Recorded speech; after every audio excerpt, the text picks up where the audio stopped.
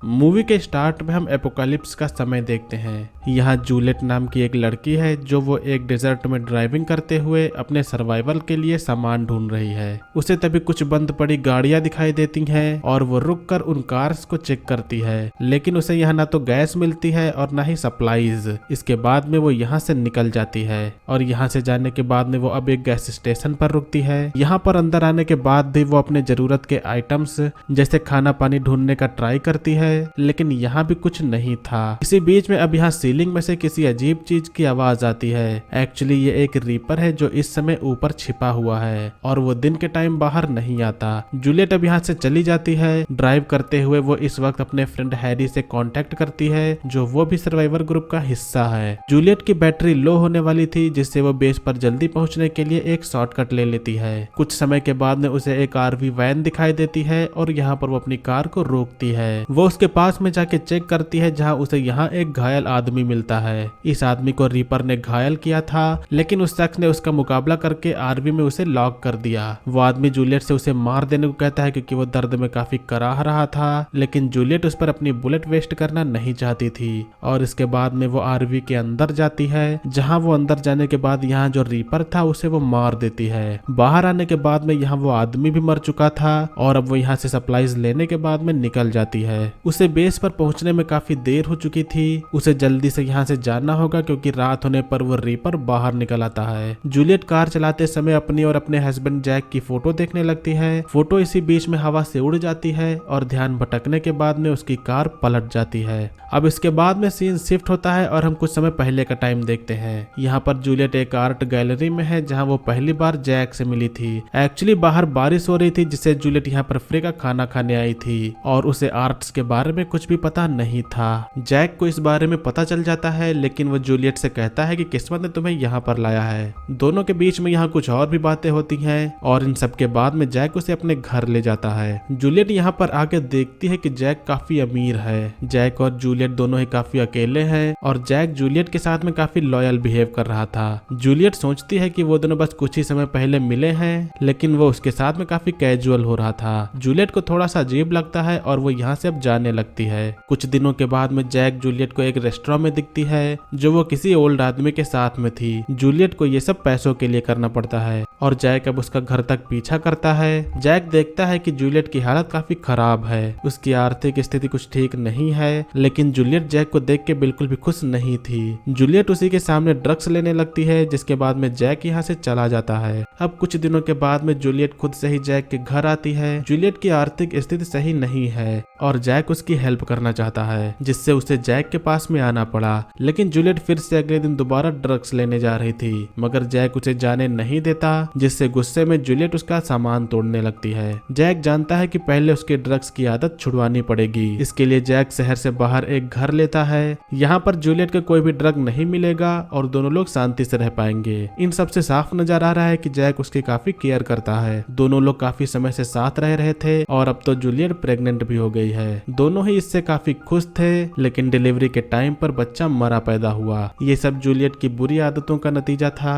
ये चीज दोनों ही जानते हैं, लेकिन जैक इस बात को जाहिर नहीं करता। इस सबसे जूलियट को काफी अफेक्ट हुआ और वो दोबारा ड्रग एडिक्ट हो गई। जूलियट हमेशा बाहर ड्रग्स लेने के लिए निकल जाती और जैक उसे ढूंढ के लाता था। जैक इस सबसे काफी तंग गया था, जिससे वो उसे छोड़ के अब यहाँ से जाने लगता है। जैक मेट्रो की ओर चला जाता है और जूलियट बार में चली जाती है। जैक उसे कॉल कर रहा था, लेकिन जूलियट फोन नहीं उठाती। इसी बीच में वो टीवी पर न्यूज देखती है जिसमें मेट्रो पर एक केमिकल अटैक हुआ है। इस अटैक में 39 लोग मारे जा चुके हैं। इसी मेट्रो में जैक भी था और अब जूलियट जल्दी से जैक को कॉल लगाती है। जैक का फोन कोई और उठाता है क्योंकि जैक भी केमिकल का शिकार हो गया था।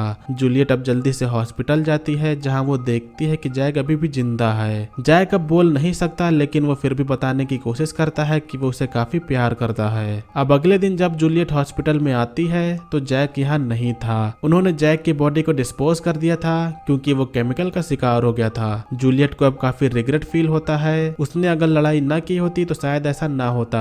जैक उसे बेहद प्यार करता था, जिसकी कमी जूलियट को अब आगे महसूस होगी। अब स्टोरी प्रेजेंट में आती है। हम देखते हैं कि कार पलटने के बाद में जूलियट को होश आया है। वो देखती है कि उसका पैर टूट गया है। वही पैर उसका कार में भी फंस गया था, जिसे वो निकालने की कोशिश करती है, लेकिन इसमें बेहद ही दर्द हो रहा था। रात भी हो चुकी है, जिससे वो रीपर भी कभी भी यहाँ आ सकता है। इसीलिए जूलियट पहले बाहर पड़ी अपनी गन को उठाने का ट्राई करती है, लेकिन उसके जुगाड़ से भी गन नहीं मिल पाती। अब उसके पास में पैर को छुड़ाने के अलावा कोई और रास्ता नहीं था, जिससे वो अपने पैर को बाहर खींचती है। पैर निकाल लेने के बाद में अब वो अपने टूटे पैर को किसी तरह से फिक्स करती है। इन सब के बाद में अब वो अपने रेडियो से बेस पर कांटेक्ट करने का ट्राई करती है, लेकिन उसे कोई भी रिप्लाई नहीं मिलता और इसी दौरान उसकी आवाज को सुनकर बाहर रीपर भी आ जाता है। जूलियट जल्दी से गन को उठाती है और हम यहाँ रीपर के टांगों को देखते हैं, जो दिखने में इंसान के जैसे ही है। वो रीपर यहाँ से जाने वाला था, लेकिन तभी रेडियो से आवाज आती है। जूलियट रेडियो को जल्दी से बंद करती है, लेकिन वो रीपर अब आवाज सुनकर उसके पास में आने लगता है। अपने बचाव के लिए जूलियट रेडियो को बाहर फेंक देती है